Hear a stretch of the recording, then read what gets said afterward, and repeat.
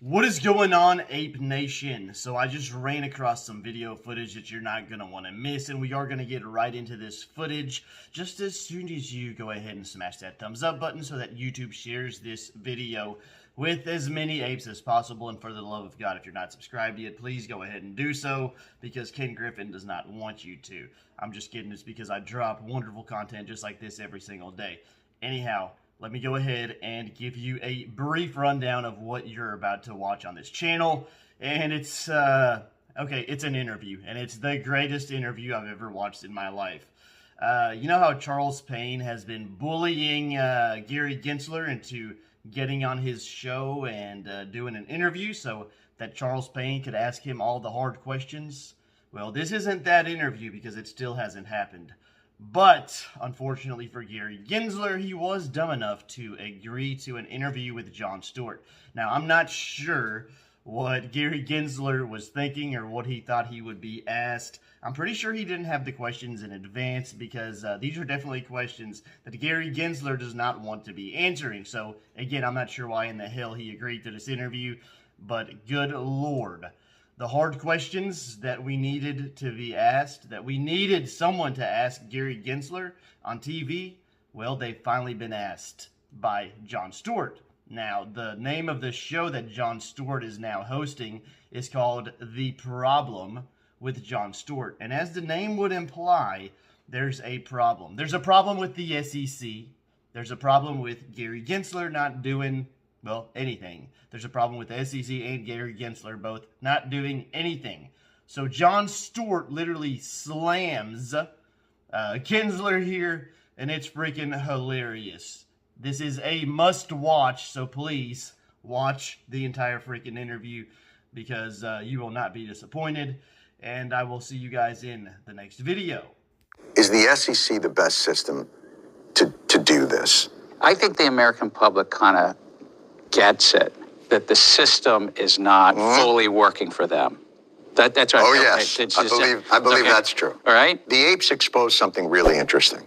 They crowdsourced a way of rooting out corruption. They found things in the system that didn't seem right, like the information that they were getting was 2 weeks old, that they weren't being told that these 140% shorts totaled that 140%.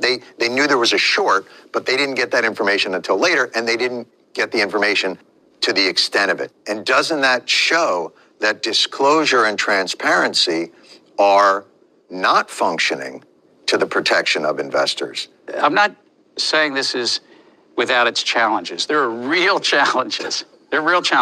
Complexity helps them. Give me a better system. Give me a better system to do this than the one we have in place. Because the one we have in place is getting its butt kicked. I believe in this system. I believe in our American democracy. You're not going to get me to say I'm not something saying other than give that. me a different system than American democracy. Purely based on the financial system we have and the stock market. Is there a better system than the SEC? Is there something in this crowdsourcing that the Apes brought to bear that can be useful? Can there be a partnership between the SEC and a more crowdsourced? John, I live within the system I'm in. Dream, man, dream.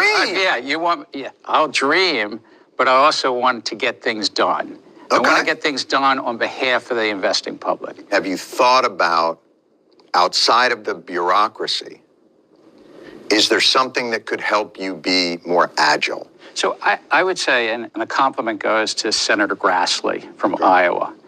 Senator Grassley fought hard on a decentralization point you're talking about. It's called the whistleblower law. So in the aftermath of the 2008 crisis and that big reform law, Dodd-Frank, Senator Grassley fought hard that this agency and some other agencies stood up and put in place a whistleblower program. And over the 10 or so years that this has stood up, we've given awards.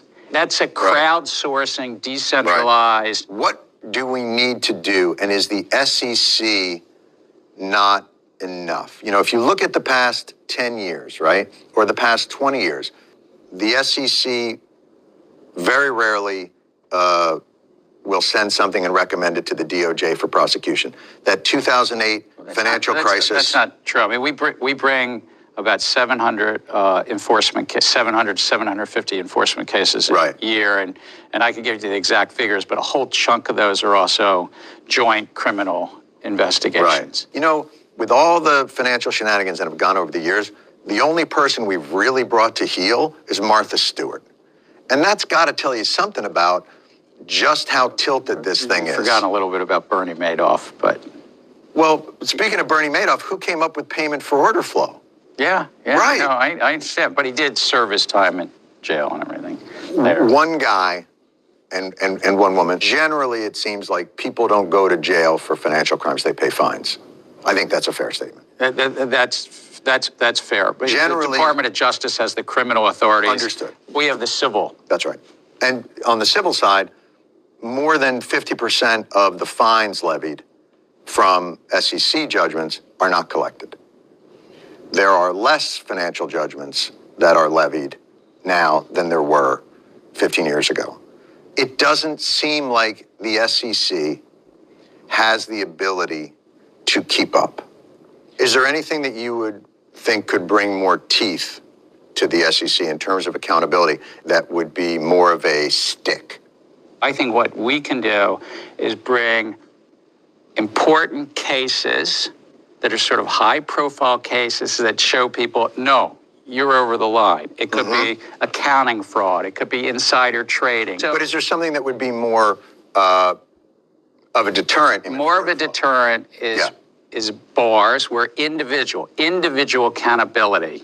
There's nothing like individual accountability to send a deterrent across the whole market if somebody's held accountable. We only have civil law enforcement, but that means barring them from the industry or trading or appearing before us. Willing to litigate. This agency has to be willing to go into court and, take some losses from time to time, but go into court.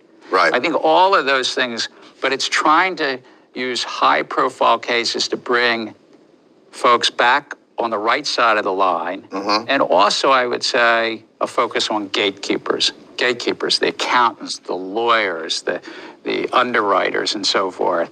That sends a signal across the market, too. Take out the little guys. No. The gatekeepers, John. Coming back in a year, we're going to see how this all worked out. Give us a little bit more time, but yeah, I got it. Well, by then, it'll be a whole different financial market. All right. Really appreciate it. Thank you. Fascinating. Thank you.